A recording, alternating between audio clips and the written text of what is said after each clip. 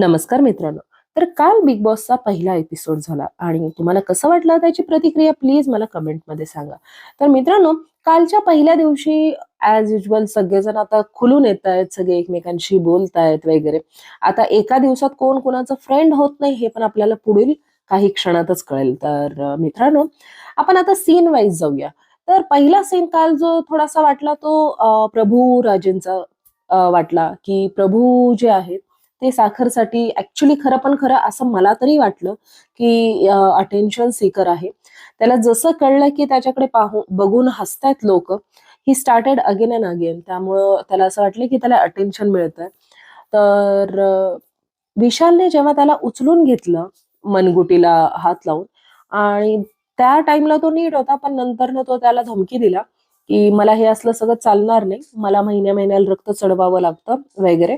तर विशाल थोडासा ऑफेन्सिव्ह झाला आणि तो म्हटला, की "अरे, तू मला हे हळूही सांगू शकत होतास." ॲक्चुअली विशालला माहीतच नव्हतं, की प्रभूला जे आहे ते थॅलेसेमिया आहे आणि थॅलेसेमियामध्ये हां, महिन्या-महिन्याला लागतं रक्त वगैरे चढवायला. अग्रीड.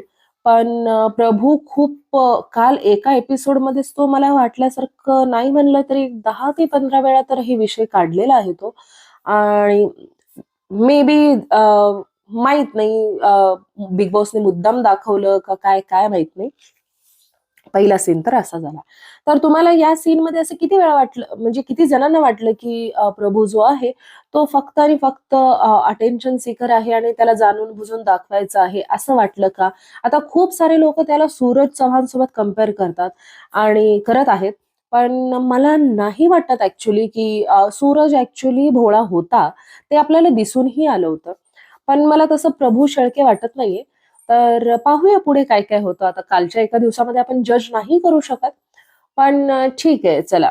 तर आता दुसऱ्या सीनबद्दल बोलूया. आता इथे बाथरूममध्ये जो आहे तो विशाल आणि तन्वीचा सीन होतो. तर काय होतं, की तन्वीला जे आहे ते मध्ये-मध्ये बोलायची खूप सवय आहे. ते आपल्याला एकाच एपिसोडमध्ये दिसून आलेलं आहे. तर रुचिताला डस्टबिन शोधायचं असतं आणि तिकडे एक दुसरं असतं काहीतरी ज्याच्यामध्ये विशाल म्हणतो, की "टाकून सोड, आपल्याला उद्या कळेल ते डस्टबिन आहे का टॉवेल्स वगैरे ठेवण्यासाठी आहे." तर तन्वी म्हणते, "जर आपल्याला उद्या कळलं, की ते टॉवेलसाठी आणि आज तुम्ही त्याच्यामध्ये घाण टाकताय, तर मग हे योग्य आहे का?" तर विशाल म्हणतो, "अरे, उद्याचं उद्या कळेल ना आपल्याला." तर तन्वी लगेचच म्हणते, "आपण सगळं फ्युचरचं प्लॅन करूनच चालायचं असतं." तर मग विशाल म्हणतो, की "अगं, मग तू तुझ्या हिशोबानं चाल ना, ते फक्त तुझ्यासाठी लागू ठेव. आम्हाला नको ना सांगू." तर ॲक्चुअली इथे विशाल चुकीचा नव्हता. तर विशाल बरोबरच बोलला. तन्वी मध्ये-मध्ये खुपसायची खूप सवय आहे हे आपल्याला कालच्या एकाच एपिसोडमध्ये कळलेलं आहे. बट छान खेळतीये ती.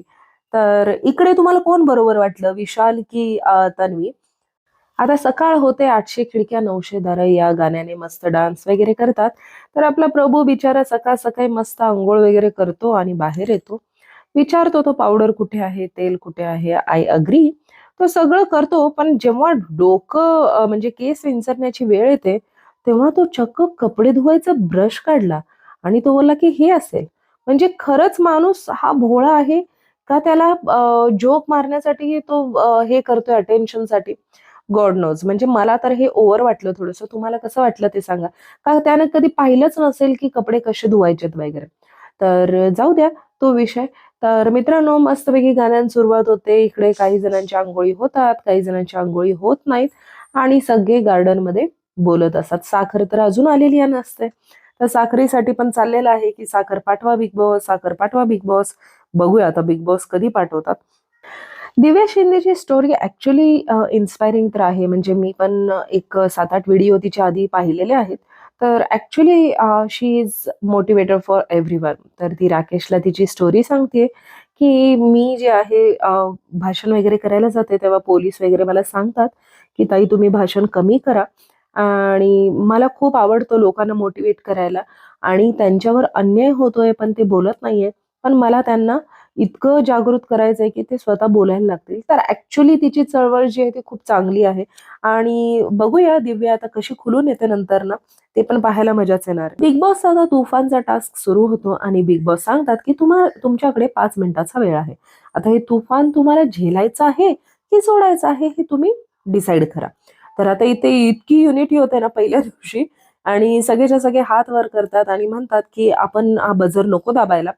आणि जाऊ दे, काय होईल ते परिणाम आपण भोगूया.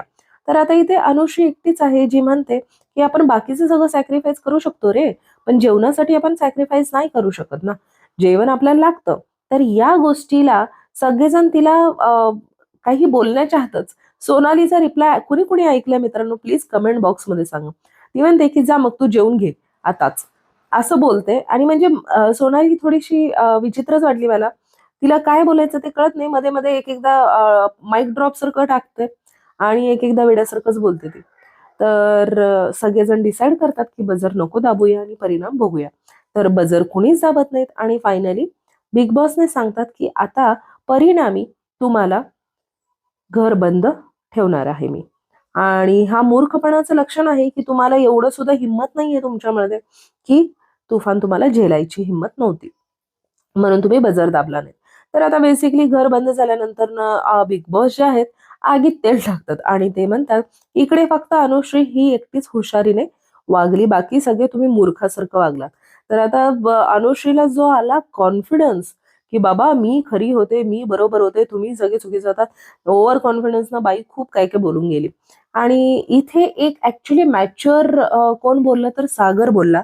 सागर बोलला की हे बघ बाई, इकडे तुला आता जो कॉन्फिडन्स बिग बॉस बोलल्यानंतर ना आलाय ना, हा कॉन्फिडन्स आधी नव्हता. तू पण मुळूच होतीस. तुला करू ना नाही करू हेच चाललं होतं. आणि माझं तुला तू जर मला माझं विचारलीस तर मी तुफान एकटा झेलू शकत नाही. माझ्यासोबत इतके लोक आहेत, मग मी तुफान झेलू शकतो. खूपच छान सागरने उत्तर दिलं. ऍक्च्युली सागर करंडे खुलून आल्यानंतर ना तो खूपच चांगला दिसणार आहे ह्याची गॅरंटी तर आहेच. मस्त खेळेल तो. तर अनुश्रीचं तोंड असं सगळेजण ओरडतात. रुचिता म्हणते हिला तर म्हणजे ही अशीच आहे हे वगैरे. म्हणजे त्या दोघांचं तर स्टेजवर चाललं होतं, रुचिता आणि अनुश्रीचं. अनुश्री पण जाऊन काय काय जणांना स्टोरी सांगते स्टेजवर, पण ती मला अशी बोलले तशी बोलले म्हणून. पण झालं ते तिथल्या तिथं सॉर्ट आउट झालं. तर आता इथे पाणी नसल्यामुळे सगळेजण सैरबैर झालेले आहेत. तर आता रुचिता आणि करण जो आहे या दोघांमध्ये एक डील होते. रुचिता म्हणते जर तू स्विमिंग पूलमधलं पाणी पिलास तर मी माझी पावर की तुला देते. करण आपला एकदम जोशमध्ये हां ठीक आहे चल मी पितो म्हणून तो जाऊन एक थोडंसं पितो. आणि पिल्यानंतर ना सगळे कौ करतात की ए शी कोण कोण पाय घालून बसलेत हे ते blah blah. But actually fact आहे, जेव्हा पण आपण स्विमिंगला जातो तेव्हा तोंडात पाणी जातंच. तेव्हा आपण विचार करत नाही का आपल्यासोबत किती जण स्विमिंगला आलेत, काय काय असेल, तर नाही विचार करत. मग उगीच फालतूपणा नका ना करू. तर आता रुचिता येऊन म्हणते की अरे पण त्या पाण्यामध्ये क्लोरीन होतं ना. मग आता सेम हेच सेंटेन्स तो सांगतो की अगं स्विमिंग करताना पण जातं ना, इतकं काय त्यामध्ये. तर तिकडून तन्वी येते आणि तन्वी म्हणते की मी तुझ्या चांगल्यासाठीच सांगत होते. आणि ॲक्च्युली तन्वी जेव्हा हा पाणी पितो ना तेव्हा तन्वी म्हणते की अरे तुझ्या जीवाला काय झालं तर, असं जेव्हा ती बोलते तेव्हा करण हे सेम थिंग रुचिताला सांगत असतो आणि तन्वी सगळं ऐकते. आणि तन्वी म्हणते अरे मी तुझ्या चांगल्यासाठी सांगत होते आणि तू फालतूपणा काय करतोयस, फालतू नको ना बोलू तू. मग आता या दोघांचं वाजणार होतं तिथं रुचिता आणि तन्वीचंच वाजलं. करण बिचारा तमाशे घेत बसला, सगळं केला, पावर की आली, सगळं झालं. तन्वी आणि रुचिताचं मोठं भांडण झालं. तन्वीने रुचिताला घालून पाडून बोलली, रुचिता तन्वीला घालून पाडून बोलली. दोघंही ऐकायला तयार नव्हते. आणि रुचिता खूप काही काय बोलली की आम्ही काय इथे झक मारायला आलोय काय, आम्ही इथे ह्याच्यासाठी आलोय का, काय म्हणतात त्याला टाइमपास करायला आलोय का, आम्ही तुझं ऐकून का घ्यायचं, प्रत्येक वेळेला तू शस्त्रच काढून उभारलेली असते, ब्ला ब्ला ब्ला ब्ला. खूप काही बोलते. आणि एवढं सगळं बोलल्यानंतर ना शेवटी असंही म्हणते रुचिता की तुझं तोंड जे आहे ते शेणात घाल. ॲक्च्युली रुचिताची लँग्वेज जी आहे ती अजिबात चांगली नव्हती. आणि कुठे ना कुठे डेफिनेटली एक नॅशनल टी व्हीवर असं एका ते पण पहिल्याच दिवशी जर तुम्ही कुणाला बोलत असेल तर ते कुणालाही वाईट वाटतं. आणि त्यामुळे तन्वी जी आहे ते मेल्टडाऊन झाली.